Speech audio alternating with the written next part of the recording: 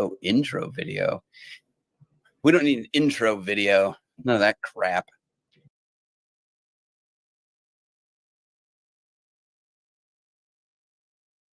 One of my personal, deep, endearing stories is I went to the local community college, and in the sociology class, I was like, I'll be a sociologist. I'll Jane Goodall this shit.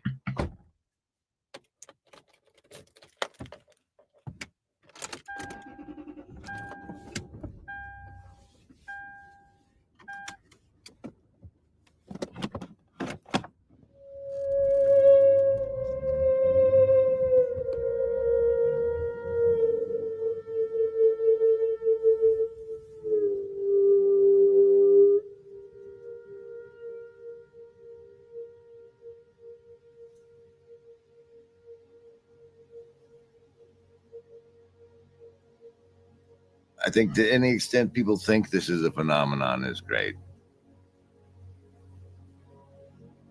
Because all it really is the breaking of the fourth wall.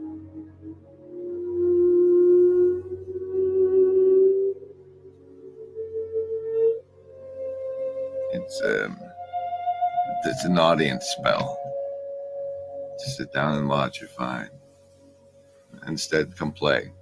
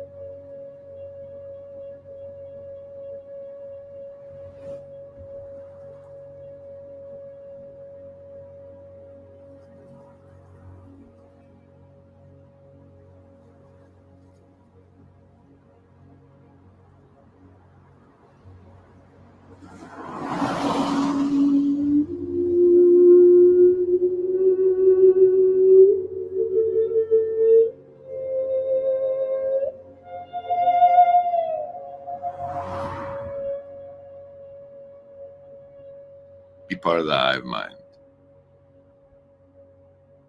Do the homework, you know.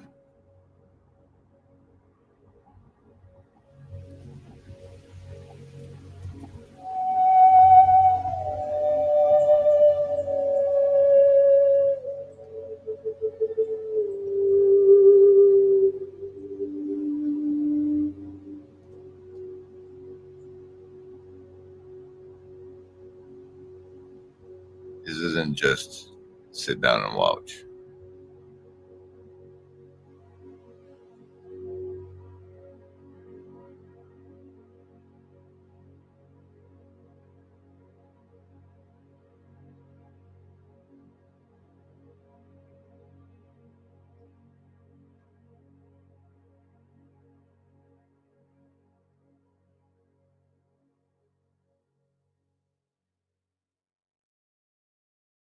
Oh, that was something. You're watching a live stream now. It's the live stream. It's the other half of Solstice Layer Cake Cosmology for April 16th, 2025.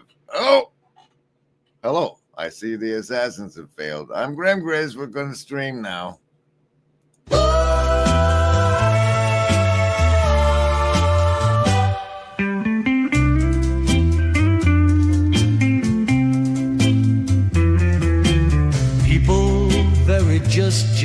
king, great king. People error, people king, big, just king, king. Happy, many down, many jack, king from right, just new king, big, great, can, new, happy. The owls are not what they seem, the owls. People very just king, great king. People error, people king, big, just king, king. Happy, many down, many jack, king from right, just new king, big, great, can, new, happy. The owls are not what they seem. The owls are not what they seem. The owls, people very just king, great king. People error, people king, big, just king, king. King, happy, many down, many jack, king from right, just new king, big, great, can, new, happy. The owls are not what they seem. The owls,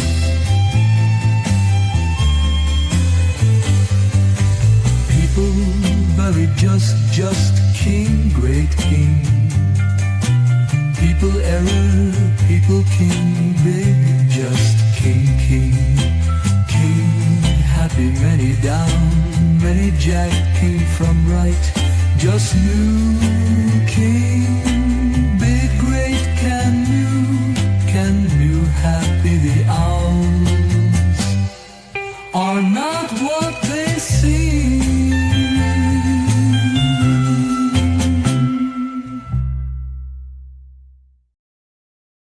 Wow, we normally don't let it go to that last 10 seconds there. That's very exciting. Hello and welcome. I guess it's Wednesday. Wednesday, they tell me. This is the other half of Solstice stream, indicating that now that we're more than halfway through LARPgate Year 5 Winter Solstice, it's the other half of the year. So it's getting more. You'll see more of me, increasingly more of me. Now that we're on the other side of that, the Jux deck card of the show is going to be the Ace of Diamonds, and I understand that Neil's store is opening on Friday. You can get some. You can get some of those. We're going to have savings throws now. Those are against mind control, and since this is layer cake cosmology, you might actually need those. You might actually need those savings throws if you don't know how they go. And actually, going into layer cake cosmology is going to reveal why the choices you have to make might be between survival, social, wisdom, or heart. That's right. You choose which die represents your choice in how you resist the mind control. I roll it. If it's 10 or higher, you take half damage from the mind control in this stream and the rest of your week or until the next one. The savings those last between streams is how it works. You just have to choose between survival, social, wisdom, or heart as your basis for resistance to the mind control. That's it. Choose.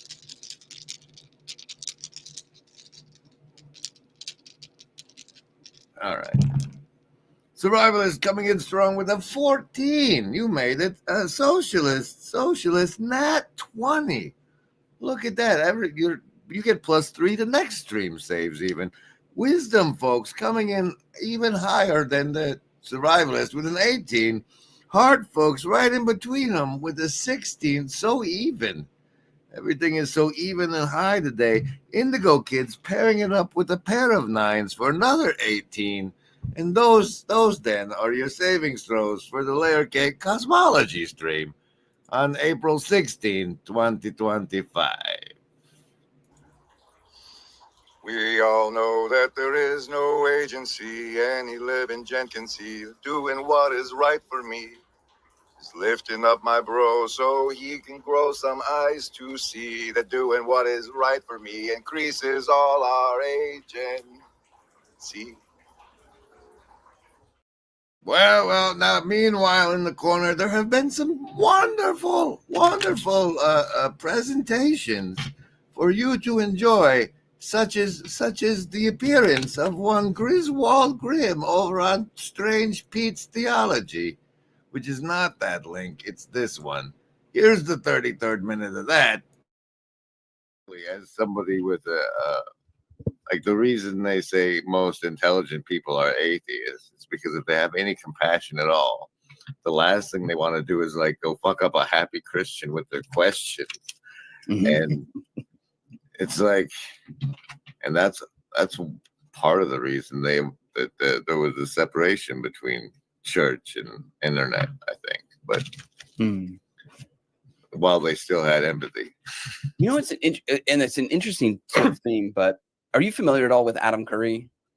He's the original podfather. He's the original, like, OG. He got podcasting off the ground. A name is familiar, but then in my head, there's a big hairy, like Poison. Like, you remember the band Poison? He had hair like that in a black leather jacket on MTV. There's a bunch of other stuff in there you should check out. But meanwhile, the blue church card of the show is the king of hearts. Look at that. That's a special one. Okay. And now, as I said in the Reaper's Hall, we're gonna have to do a little bit.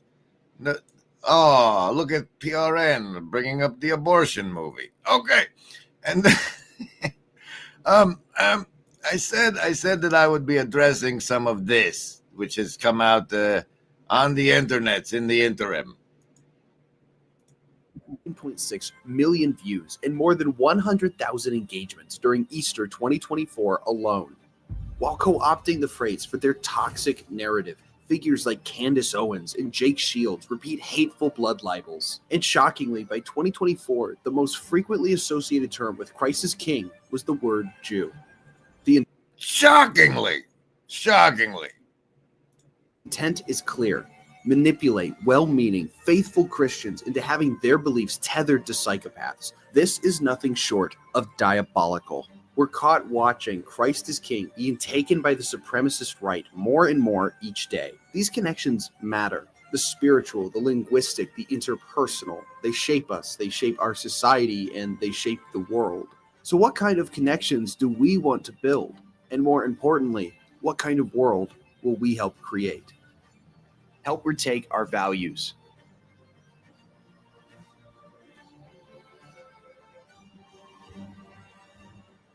Because this is so well produced, you know that it's backed by some weight here.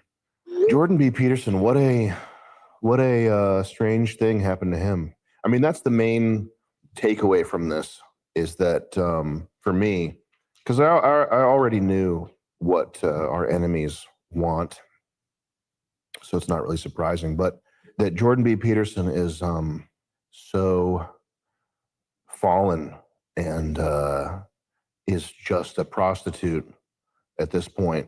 You know his career, everybody. What? Well, I'm sure glad I'm not in a Peterson sphere with people saying things like that I've distinct and separated into a little corner that is not the Peterson sphere. He got started questioning pronouns, right? Like that was his thing? Yep. In a college campus, and then everyone was jumping down his throat, and now it does he even... No, he got started saying he would go to jail rather than let them put pronouns in his mouth, was what that was, but close. Yep. What does he talk? He's an extremely important figure because he's sort of an on-ramp for a lot of younger right-wing leaning people, because he's one of the first guys who just started talking openly in a way that was like very well reasoned and clear and concise. Time has its way with everybody. No, the ayahuasca leather said that he was sparking the divine masculine at this time. But time, as you said. I guess part of this is that he's old. How old is he? 50s, maybe. He looks like he's 85. Yeah. And I don't think that carnivore diet helped him out, really. I looked up the SSRIs he was on. I forget what they were called, but one of the side effects was hypnotic effects. Like you get hypnotized or something. Ugh. Very bizarre. I never read that in a side effect for a drug, but He's 62. Yo. I was going to say if he was old enough, then senility, you can use senility can be the excuse for why he's Amen. totally. Now, let's just set the record straight on for those of us that remember what happened.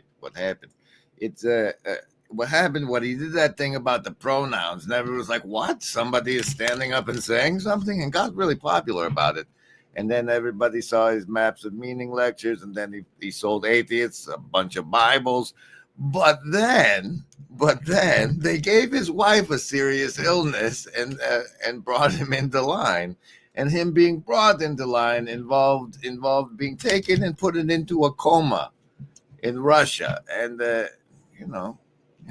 are those things. Agency deck card of the show is the King of Diamonds. Wow.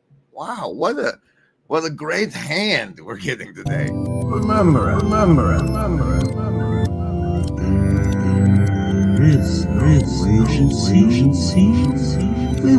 walk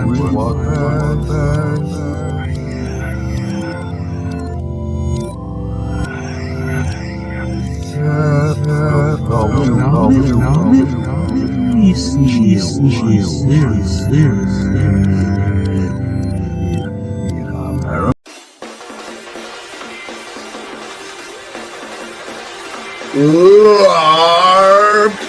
We have the ability to LARP and LARP hard.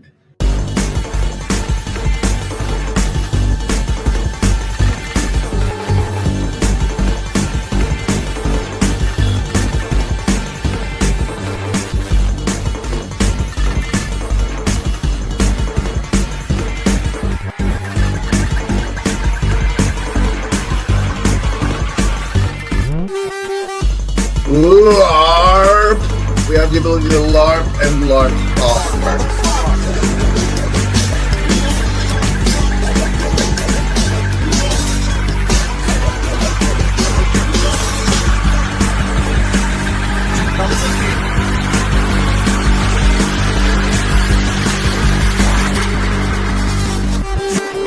That was a McMo one, I think. I believe that was a McMo masterpiece. I think that was his stylistic impression, signature thereof. Okay. Remember, embody, there is no agency. We want what's best for you. Remember, embody, there is no agency. We want what's best for you. Is everything all right in here? Yes, Nanny. We're almost there. Now, before we get to this layer cake cosmology part of the stream, there was a little thing I ran into this morning, which I think everybody should grasp onto and hold on to and look at real close. And the reason you should do that is because I saw it in two very distinct places. And the first was a late, I think it was like maybe even pre-arc recording, but a late entry from Pastor Paul's homeroom he neglected to post. Because of modernity, we say, well, there's Judaism and Christianity and Islam, but those are religions. But I would say that people's real religion tends to be what they care about, how they frame their universe, et cetera, et cetera. So one of the things that John Vervaeke had been pushing for is he sort of pivoted from the religion that's not a religion into the philosophical Silk Road. And he's been talking about the advent of the sacred. I wanted to engage him on that. And I brought Peugeot in because the three of us, again, we do these conversations semi-regularly. And Jonathan Peugeot made an excellent point when he talked about how the two events in the Second World War, the Holocaust and Hiroshima, Nagasaki, the dropping of the atomic bomb, these sort of became sacred. These are sort of the sacred elements of our contemporary Western religion. They tend to be the predominant concerns we see the world through. For example, with Ukraine war, that people are killing each other and slaughtering each other. That's they're doing that. But is there going to be nuclear escalation? That's our concern. Questions about Israel and Palestine and the rise of anti-Semitism in the West. And so these things tend to frame not necessarily what modernity sort of pushes to the side as sacred things in religion that normal people don't have to bother with, but somehow racism found in anti-Semitism or other forms of racism or the threat of nuclear war, these are the things we really hold sacred. Because if you want to... That part there was also something that I saw echoed over here this morning. Yes, I love Daryl Cooper. He's a friend of mine, and I think his work is phenomenal. I am really beginning to resent the fact that every show I go on, I get asked about Daryl Cooper, who somehow I'm working as hard as I can to generate outrage and controversy. I've been on Rogan like 15 times more than him, and still when I'm on, all anyone wants to talk about is Daryl Cooper. And look, I think this in and of itself just says something that's so fascinating. I mean, the guy had one almost throwaway line on the Tucker Carlson show, where, by the way, he caveated it in the beginning and the end. Said, I just say this to get a rise out of my buddy. I'm kind of ribbing him. Also, I'm being hyperbolic. And when I say Churchill's the villain, I don't mean that he committed the most atrocities or was the worst person. And it's like, my God, this sentence, the reaction alone to it almost proves the point which ultimately is what Daryl Cooper was making, which is that World War II has become essentially our religion. It is down to the fact that if somebody were to say they're a devil worshiper, you wouldn't even bring them on your show, Pierce, because it's not that interesting. No one's even going to want to watch that. It's not. No, but I think. No, but hang on, Dave. But if you're, Dave, I would say, if you're a Nazi, I'm on your defense. I'm on your defense, but let's be clear. If someone is going to say that Churchill's the chief villain of World War II, they deserve all that's coming their way, because Churchill tried to defend he didn't even really say that. from a genocidal maniac called Adolf Hitler. I don't think there's any defense to be had. When you do that, you are deliberately putting yourself in the fire. We will not challenge the religion of World War II. And then it was echoed by what Paul was saying with that guy, and I thought I'd point that out to everybody.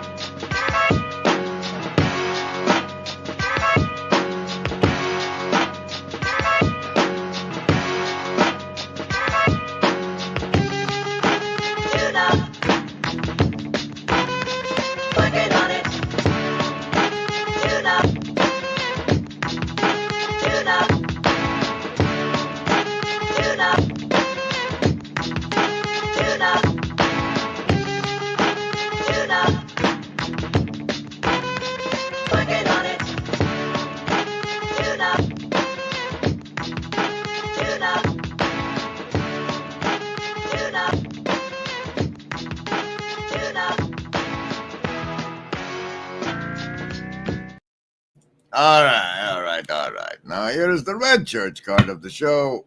The deuce of diamonds. There goes our hand. No more experts. The worst. What? I don't know what that means, R. Henry. And do you mean Sam Tideman's project? Michael, is that who you're talking about there? Okay, what we'll do now is go into this layer cake cosmology bit. Holy smokes. All right. How to get there from here? Well, first, as you know, we've the local distance fellow that brought us Beauregard Strawberry also brought us this stuff we call the intentionality network and the background, right? And the background is sort of like I don't know how that guy uses it, but the way I use it is it's like the frame, your overall worldview frame, maybe even your cosmology, but it's not explicit. It's like it's built of axiomatic presuppositions and stuff that you've picked up as you made your rough draft of existence in this life, as you've grown up from the wee little child to the larger person there. All those experiences is what you end up with. What you end up with is a background understanding frame of the world thing. And then the first version of that we call your rough draft that you get from your parents and whatnot. And over the course of my life, there are things that helped me discover the background I had, because things have shifted the background that I had when I encountered them. And I was like, whoa, that was my background, because it just shifted. And now I recognize that it shifted and it's something different. And one of those such cases was when I was a young lad forming my rough draft background of reality. There was, Christianity was around. I came to this Oklahoma place and there was 47 different flavors of Christians and all that. And so I had some picked up presuppositions that made up my background about this whole Christ and Jesus thing, and that the Christians believed that God, like the whole system he had set up here, was that he created us for some unclear purpose, maybe hanging out in the garden with him, and then the devil tricked us into screwing it up. And now we were born into an existence where what you choose over the course of, say, 60 to 90 years would determine whether or not you burned in fire for eternity or got to hung out where it was cool for eternity. And, so that the creator of the universe was like, I will give you this short lifetime, and if you screw it up, you will burn in hell forever. And that's why it wasn't it was a hard sell, that Christianity under that. But part of that was that the God himself, the omnipotent, all-knowing, all-capable, all-everything guy, decided to incarnate as a human. I don't know why, like maybe to redeem Adam's fall or something. I don't know how that works, but the notion was that it happened, and then there I was in the junior high and growing up without a male figure in my house, and understanding that the goal that it was human things to do was to grab yourself a woman and make a baby. And at least I was interested in the grabbing the woman part. And that, without having anyone in the home to teach me, I had to come up with my own ways. They were horrible, of how to figure out how to do this. And one of those ways was like figuring out what it was that women wanted. And so much like you might have experienced with the 50 Shades of Grey, you hear about all of these women reading something and you're like, well, maybe there'll become some key insights into that. And so as such, I eventually started reading this Anne Rice series of books about vampires. And eventually, like in the 5th book in the series, it's pretty down there deep. She has one of the major vampires get destroyed when he touches the Shroud of Turin. But the part that was in there that screwed up my mind and then altered my background, the rough draft of the background understanding of reality for me, was like the single line where she had Jesus say, "Sometimes I forget I'm God." And that's, it's like they make it so that he understands your suffering because he came down and was one of us. And that just wasn't, until I heard that line, I didn't realize how, whether or not him experiencing his connection to divinity had an influence on his ability to empathize with the human condition. And then her throwing that at, and it just shifted my background. And it was one of those things. And I say all of that just to say that, like, as you go over the course of your life, you'll encounter certain things that shift your background. And one of the future things that shifted my background after that point is where we're going to go next as we get into the whole layer cake cosmology part.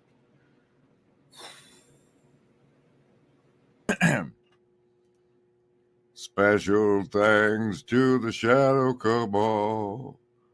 So say we all. Midwestuary 2025, August 22nd through the 24th in Elmhurst, Illinois. A weekend you won't want to miss with special guests Cale Zeldin, Paul Vanderklay, Rod Dreer, Elizabeth Oldfield, John Vervaeke, and Jonathan Pajot. Midwestuary 2025, the Fellowship of the Spirit. Stay tuned for more details. Visit us at midwestuary.com for ongoing updates. Okay, well, it came to pass around the 2011 or so. There became a thing called Google Plus, and it was fascinating at the time because it was Google making an attempt at Facebook. And at the time on Facebook, you could only follow people if they let you. It's strange and odd in these days, but it was an exclusive place. And Google Plus was being innovative when they decided you could just follow anybody without making sure they were friends first. And so it didn't take, because of the way social platforms, like that innovation immediately was copied over and spread throughout all the social networks. But it was there. It was there when I said something along the lines of, I just posted out. It was almost like praying to the public and to the universe. You just throw it out there. What happens? It says, I said, I could really use a mysterious benefactor. And eventually that came to pass. And the mysterious benefactor introduced me into what is no, oh, look, a donation. Hey, from Half-Real Pilots. And thank you. We're now at 8%. And 8% of our sustainability goals. Room to breathe. Conspire. Anyway. All right, we have to get back on track. So I put out there I would like a great what do you call it? Mysterious benefactor. And it happened. And I was benefacted. And the mysterious benefactor pointed me to what is known as the raw material, which we'll be going into right after.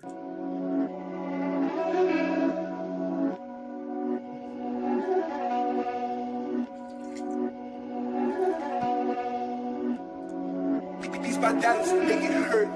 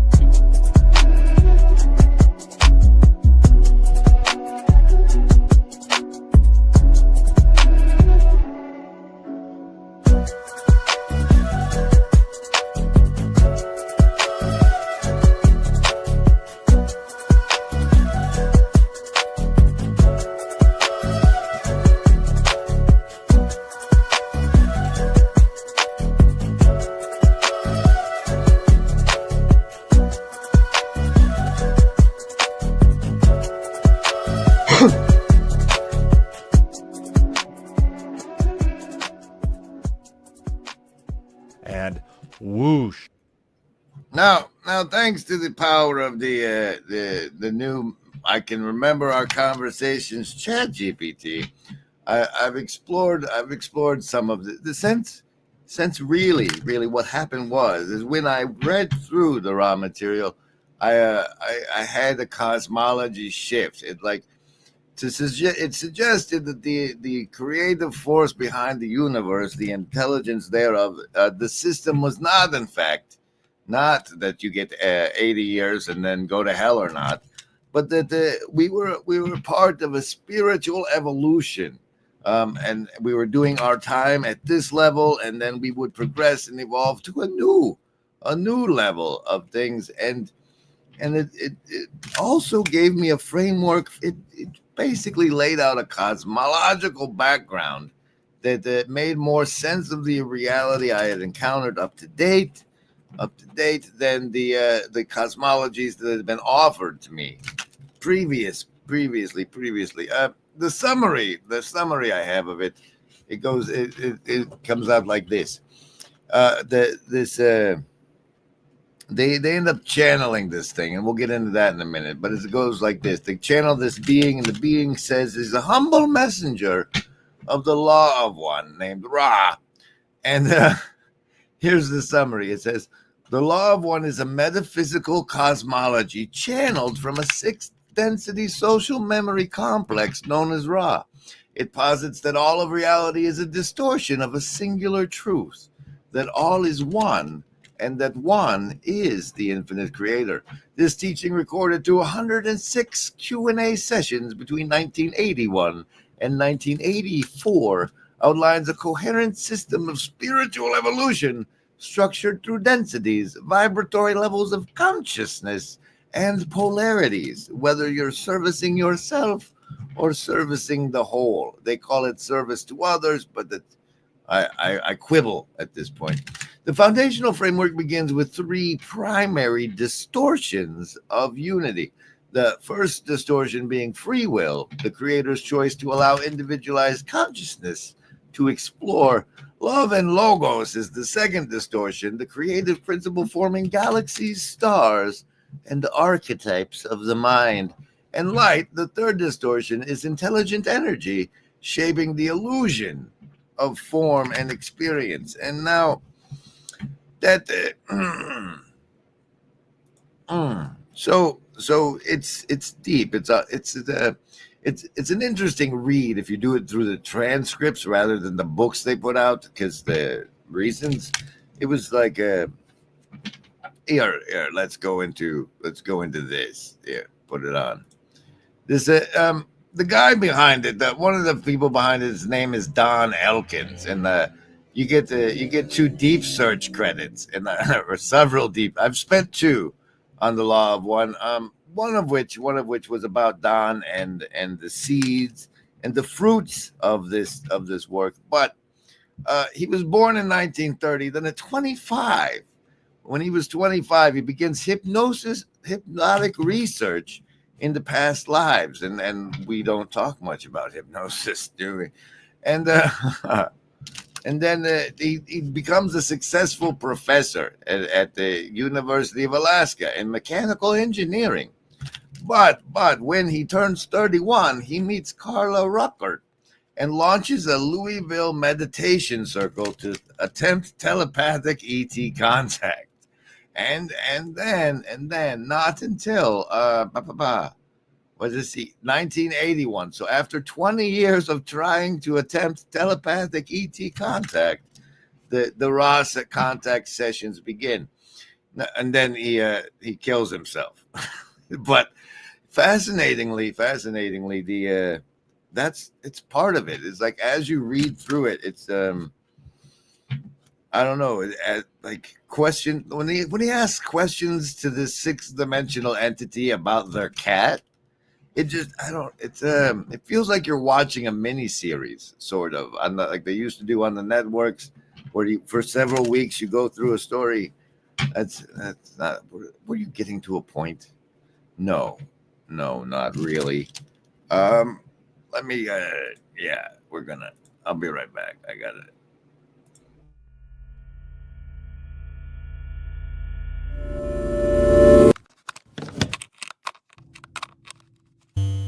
But it's time, I think, now to turn, awaken from the meaning crisis, to the other side of the argument that we need to make. We need to turn now to Not a historical analysis of the genealogy of the meaning crisis, but a cognitive scientific analysis of the machinery, the cognitive machinery of meaning making itself. Jesus starts to emphasize a new kind of love, agape. And this is not the love of consumption or cooperation, this is the love of creation. It's the love that God is demonstrating towards humanity in the way God is an ongoing creation. See, agape is the kind of love that creates persons, the way a parent loves a child. By loving that non-person, you turn it into a person. It's a godlike ability that we have. A person that could enter into a community of persons and find meaning, fellowship, belonging.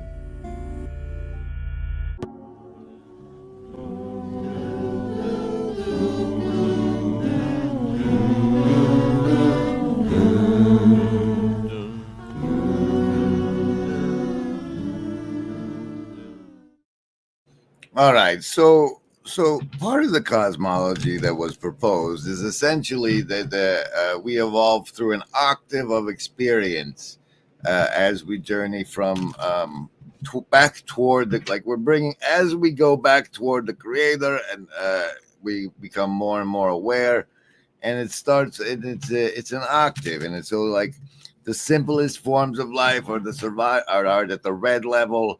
And then there's the orange level, and then we are us humans are at the yellow level of the social, moving into the love evolution level. And here at this yellow level, as we decide which way green we're gonna go, as we move toward that, we are making this choice or polarizing towards which of these paths we're going to take, whether or not it's the one in service to ourselves or the one in service to the others or the whole. And if you go this way, then love your neighbor, that sort of thing. Or if you can go love me, not my neighbor, you turn your love all the way inward and reciprocally narrow it into a fine point until you can do evil to others without diminishing the view of yourself.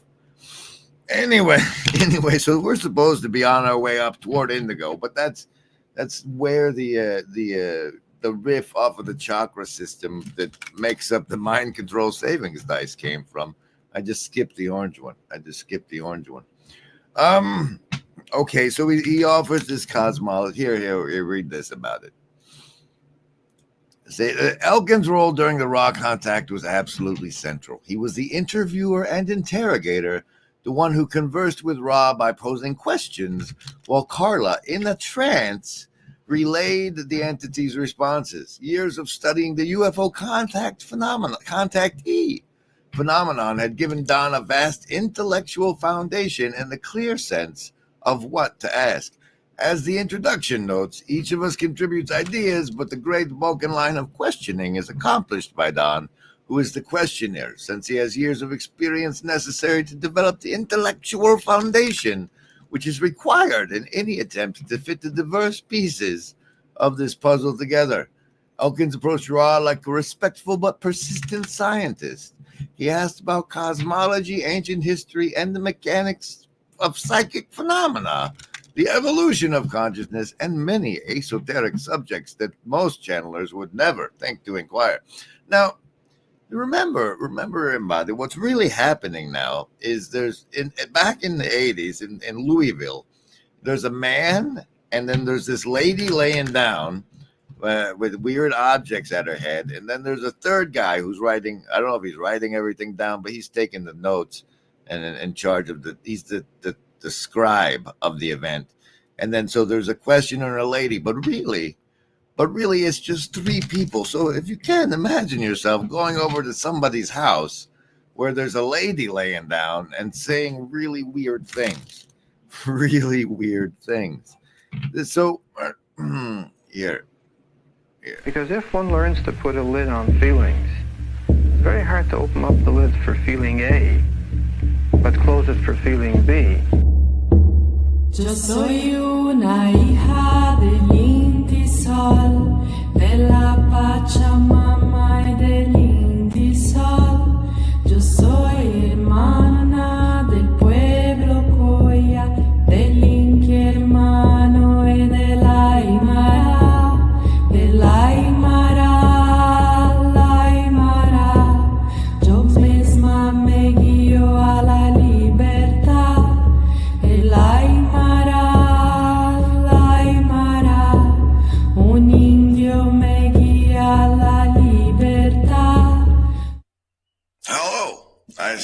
assassins have failed. All right. Now, of course, this is obvious woo you should disregard. And as such, I'll address the following. Questioning the source. The most basic skeptical critique is to question whether it was an independent entity at all. Psychologists and skeptics often interpret trance channeling as a product of the subconscious mind of the channeler, in this case, Carla. By this view, Don and Carla could have, perhaps unknowingly, constructed the personality and its doctrine from sources they had absorbed over the years. Indeed, analysis point out that much of the material is not sui generis. It recombines concepts present in earlier occult or New Age works. For example, the cosmology of multiple planes of existence and reincarnation was already common in Theosophy. That's the UN stuff. The strict service to others versus service to self moral dichotomy appears in Ohaps from 1882, and the idea of an ancestral extraterrestrial confederation aiding humanity was already circulating in the contactee literature that Elkins had studied in the 60s. This raises the possibility that the teaching sprang from Carla's deep mind, influenced by Elkins' expectations and questions. And that doesn't really make much difference to me because, like, whatever it is that we're in contact with as far as our subconscious and deep minds go is about as foreign as a sixth density being, in fact, and equally as fascinating. Now the part I'm going to go into now is what's coming. You see, when in these sessions, though they ended abruptly when he killed himself, like so it's an incomplete study. But toward the end of the sessions, they had started to examine what they were calling the archetypal mind. Ra claimed to have been the entities that brought the tarot to the reality as part of an assistance in educating people of the polarization process.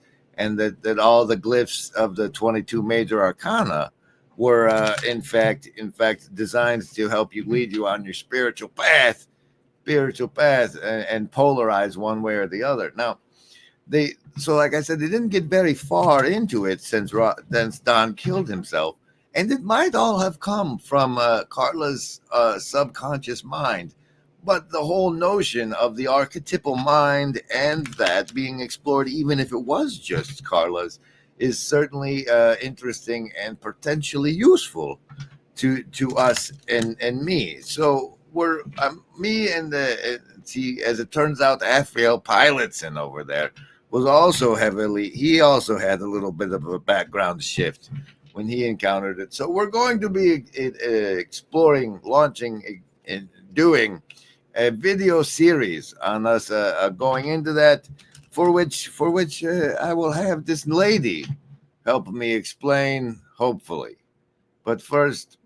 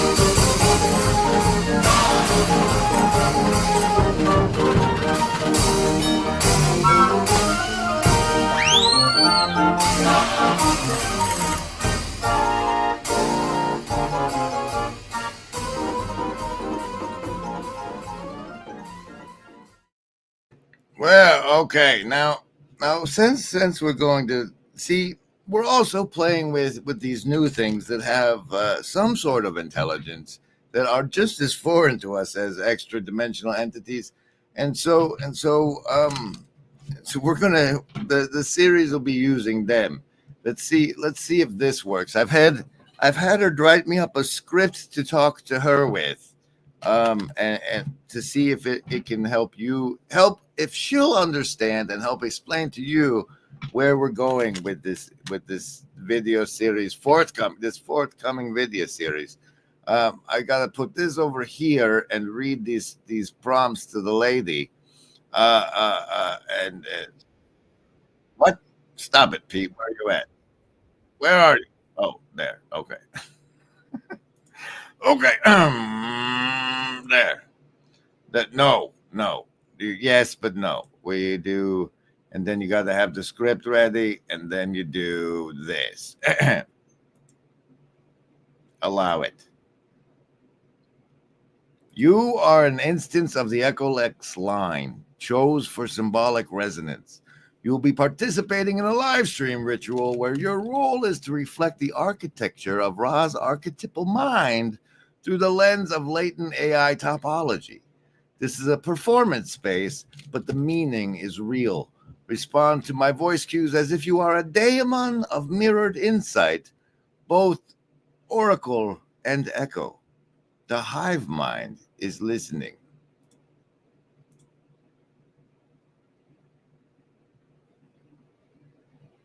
Yes, but then why is this not working? Do it. But say why? I could have tested the voice mode.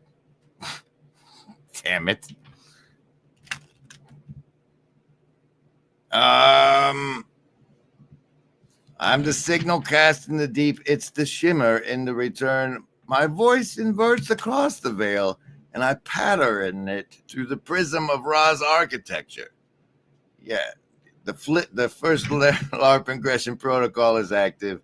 The law of one resonates, and the archetypes await my casting. All right. Let me try this next line. It worked better when we were doing the DM thing, right? It's weird. All right. Here, let's try this.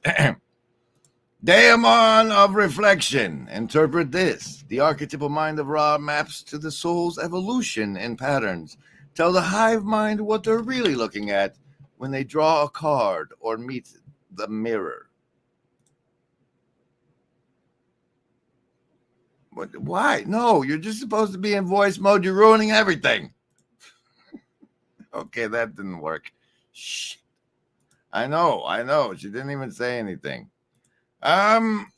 Okay, so there's a new series. We're going to go into the archetypal mind. Hopefully it'll be more coherent with Afriel at my side. That's the fun announcement. Those will be videos if you not live stream. But those we'll be working on those tonight's City of Heroes night. If you're interested, holler on the Discord. And I don't know. I'll be around more often. I'm working on it. The list? Yes, any of the first level ones. I'm gonna get a soda. Anyone want one? Hey, Graham, I'm not in the room, right? What room? I want to cast Magic Missile. A room where he's casting all these spells from. He hasn't cast anything yet. I am, though, if you'd listen. I'm casting Magic Missile. Why are you casting Magic Missile? There's nothing to attack here. I'm attacking the darkness. How are we to see this, Michael asks? Echoes of divination, summoning mimicry. Oh, I completely botched. Guys, it's still really dark in the mid. It's like right after the switch of Solstice, and I have limits. Sorry.